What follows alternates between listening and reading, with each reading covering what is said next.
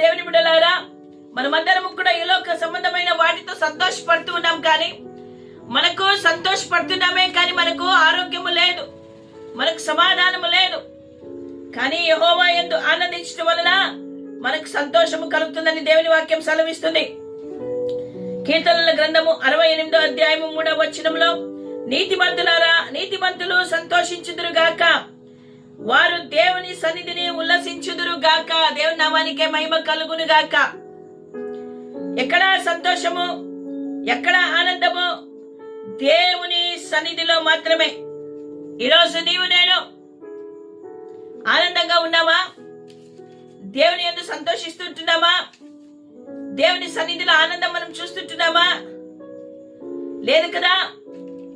నా ప్రియమైన దేవుని బిడ్డలారా, దేవుని యందు ఆనందించే వారిగా మనం ఉందాం.